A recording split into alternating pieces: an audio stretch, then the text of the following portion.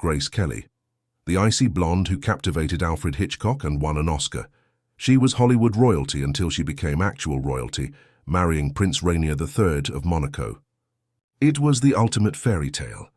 But the price of that crown was staggering.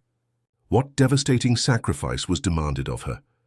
But the truth was far darker than anyone imagined, forcing her to abandon her greatest passion and silence her own identity forever. Born in 1929 in Philadelphia, Grace came from wealth, but her childhood was emotionally chilly.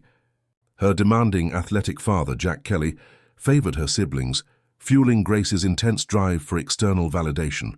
She fled the competitive family environment for New York, pursuing acting against her father's disapproval. This need to prove herself, coupled with her restrained, seemingly untouchable demeanor, propelled her to success but also foreshadowed a lifelong struggle for genuine personal freedom.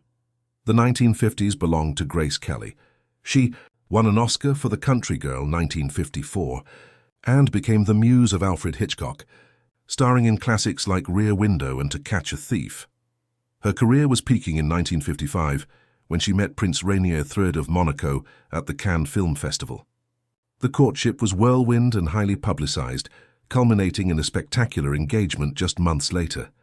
This was the turning point, a move not just from America, but from her identity. The prince, eager to secure his principality's future, required a suitable bride. But there was a chilling condition. Rainier demanded that she permanently abandon her acting career. This was more than a career crisis. It was the required destruction of the very thing that made Grace Grace. The tension was immense, the choice between a crown and her craft. The wedding of the century took place in April 1956. The most shocking revelation was the swift and brutal enforcement of the royal demands. The prince immediately had all of Grace's Hollywood films banned in Monaco.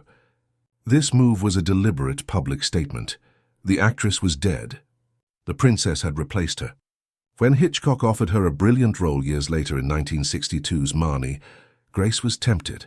But the prince and the citizens of Monaco rejected the idea outright. She was permanently caged, her artistic voice silenced in exchange for royal duty and security. The Princess of Monaco dedicated herself to her children and her charitable work. Never returning to the silver screen, she became increasingly private, often masking a deep sadness beneath her flawless composure. Her sudden tragic death in a car accident in 1982 cemented her iconic, yet ultimately melancholy legacy. Grace Kelly achieved the ultimate fairy tale ending, but the lasting impact is the poignant truth. The greatest role she ever played was the one that required her to disappear.